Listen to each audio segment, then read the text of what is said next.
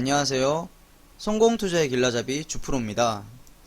코스피 지수가 3267포인트로 장을 마감하면서 전고점을 돌파했지만 아직은 상승 모멘텀이 부족한 모습입니다. 여기서 더 올라가면 코스피와 함께 가치성장주의 상승도 볼 수 있을 것 같은데요.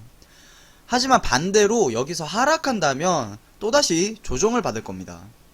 상승하느냐 하락하느냐는 미국 증시와 테이퍼링의 영향을 받을 수밖에 없습니다.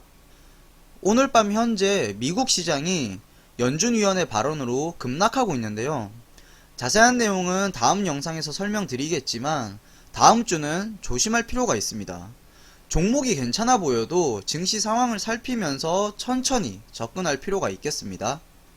테이퍼링에 거리를 두던 연준이 논의를 이어가겠다고 밝혔는데요. 그전에는 앞으로 몇 달간 테이퍼링을 논의할 필요가 없다고 언급했습니다. 이번 FOMC 회의에서 태도에 변화가 생긴 겁니다. 시장 전문가들은 테이퍼링 발표 시점을 8월에서 9월 사이로 예상하고 있는데요. 그래서 금융시장도 단기 변동성을 우려하고 있습니다. 테이퍼링의 개념을 지난번에 설명드린 적이 있는데 간략히 요약하면 중앙은행이 시중에 공급한 유동성을 다시 회수하는 조치가 테이퍼링입니다. 결국 단기 변동성이 우려되는 시장에서 실적주는 저평가된 종목을 선택하는 게 좋을 것으로 생각됩니다. 특히 요즘에는 우량주 중에서 움직임이 거의 없었던 종목의 흐름이 꽤 괜찮았습니다. 한국가스공사 기억하실 겁니다. 6월 6일 주말에 알려드리고 월요일부터 급등하기 시작했습니다. 하루에 약 11% 상승했는데요. 인플레이션 수혜로 유가 상승에 영향을 받을 거라고 말씀드렸습니다. 한국가스공사가 이렇게 급등 나온 건 오랜만에 보는 일입니다. 지금 또 하락하지 않고 급등 이후의 가격을 유지하고 있습니다. 앞으로 인플레이션과 유가 상승이 계속된다면 한국가스공사도 지켜볼 필요가 있는 종목입니다. 그리고 그때 한국전력도 같이 알려드린 종목인데요. 인플레이션과 유가 상승이라면 한국전력도 빼놓을 수 없는 종목이기 때문입니다. 한국가스공사 상승률에는 못 미치지만 한국전력도 월요일에 바로 5% 이상 상승하고 지금 또 그 가격대를 유지 중입니다. 여러분 또 이런 흐름에 발맞춰서 종목을 잡는 게 중요하다고 생각합니다. 첫 번째 종목은 CJ 대한통운입니다. 택배회사로 우리에게 익숙한 기업이죠. 1930년에 설립돼서 2008년에 금호아시아나그룹의 계열사로 편입됐다가 2011년에 CJ그룹이 인수하면서 지금의 CJ 대한통운이 됐습니다. 주요 사업 부문은 하역과 운송 그리고 보관 등을 담당하는 계약물류 사업, 즉 CL 사업 부문이 있고요. 다음으로 우리에게 친숙한 택배 사업 부문과 해외 사업, 포워딩 사업을 담당하는 글로벌 사업 부문, 크게 세 가지 사업 부문을 영위하고 있습니다. 특히 택배 시장에서 CJ 대한통운의 시장 점유율은 약 50%에 육박하는 수준으로 압도적인 1위 사업자의 지위를 유지하고 있습니다. 주요 택배 회사들이 개인 택배비 가격을 인상했습니다. 앞서서 기업 고객의 택배비도 인상했기 때문에 택배비 인상은 거스를 수 없는 흐름입니다. 택배 근로자들의 파업으로 택배 분류 업무에 추가 인력을 투입하고 자동화 설비를 증설하면서 비용 부담이 높아졌기 때문입니다. 게다가 추가로 인상할 가능성도 남아 있습니다. CJ 대한통운 주가에 긍정적인 영향이 나올 수 있는 대목입니다. 기업 고객과 개인 고객 택배비를 인상한 효과가 2분기부터 본격적으로 반영될 것으로 보이는데요. NH투자증권은 택배비 가격 인상으로 수익성 개선이 2분기부터 본격화될 것으로 추정하고 있습니다. 택배 분류 인력 투입으로 비용 증가의 가능성도 존재하지만 택배비 단가 인상 효과가 비용 증가분을 상쇄하고도 남을 것으로 예상하고 있습니다. 유진투자증권에서 발간한 기업 분석 보고서도 살펴보면 CJ 대한통운의 모멘텀을 단가 상승과 점유율 확대 두 가지로 꼽고 있습니다. 먼저 CJ 대한통운의 2분기 실적을 추정해보면 매출은 약 2조 8,200억에 영업이익은 968억으로 유진투자증권의 기존 전망치인 919억을 상회할 것으로 예상하고 있습니다. CJ 대한통운은 이미 1분기부터 4,000명의 택배 분류 인력을 투입하고 있고 설비 자동화도 상당히 이루어진 상태입니다. 반면에 경쟁사들은 설비 자동화가 미비하기 때문에 이 부분이 비용 인상의 압력으로 작용할 거고, 그렇다면 추가적인 택배비 인상의 요인이 발생될 겁니다. 이건 결국 CJ 대한통운 또 택배 가격을 추가로 인상하면서 수혜를 입을 수 있다는 논리로 기결됩니다. 그리고 두 번째로 우체국이 택배 사업을 소포 사업으로 전환하기로 결정했는데요. 소포 사업으로 전환되면 우체국 물량의 약 60% 정도가 민간 택배사들한테 재분배된다고 합니다.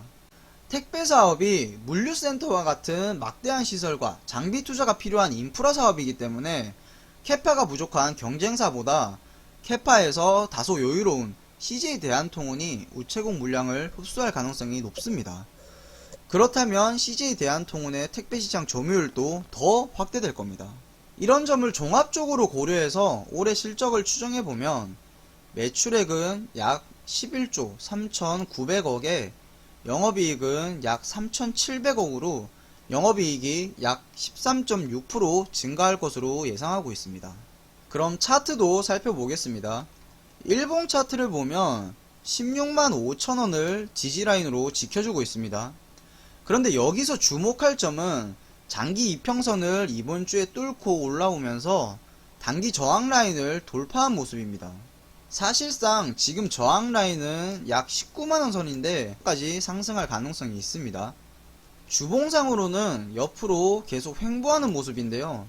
이평선은 점점 정배열을 만들고 있고 단기적인 하락 추세를 끝내고 이번 주에 거래량을 동반하면서 장대 한봉을 보여줬습니다.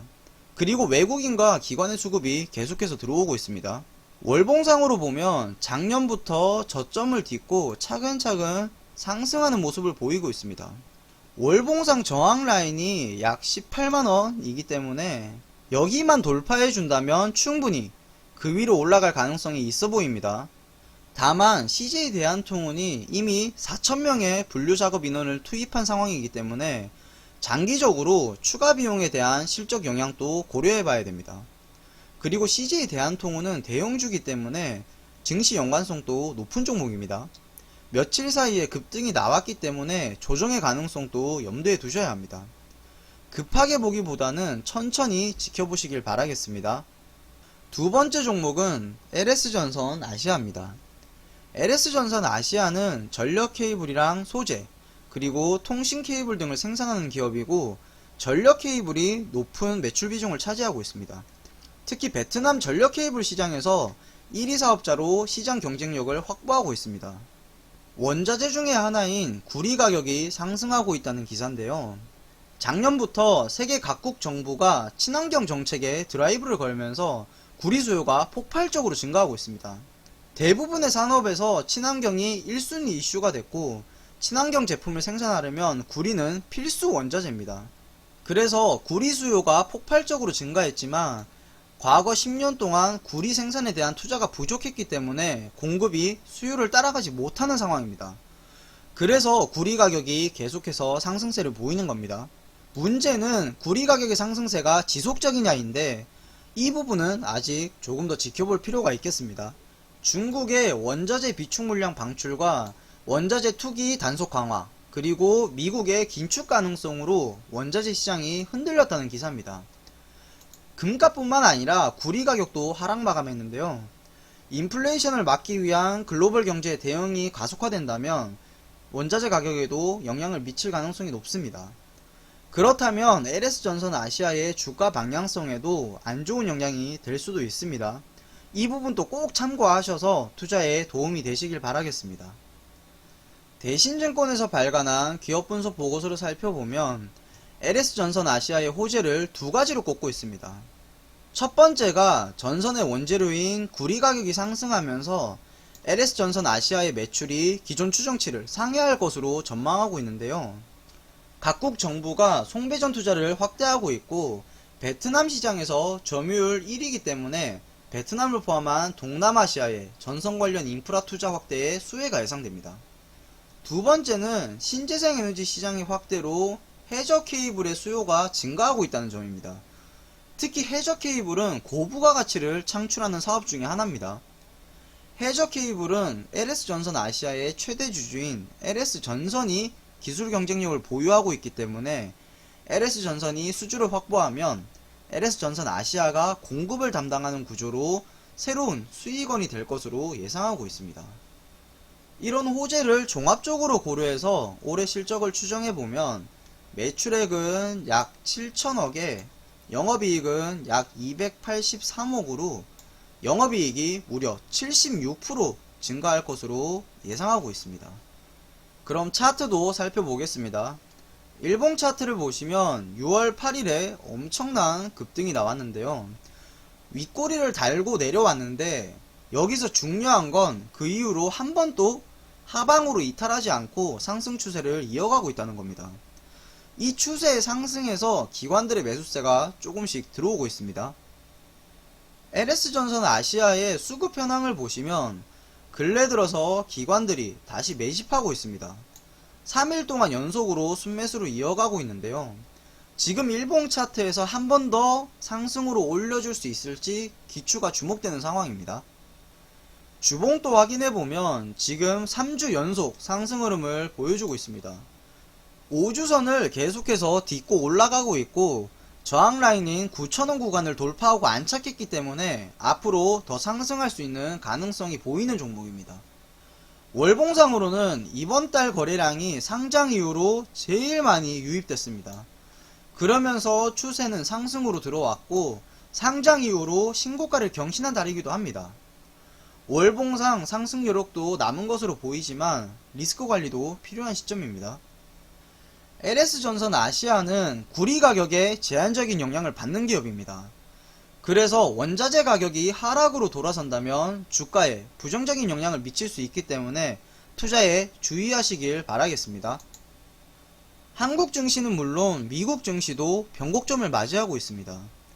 다시 한 번 더 상승으로 올려주면서 가치주와 성장주 모두 좋은 모습을 보이길 바라는 심정입니다.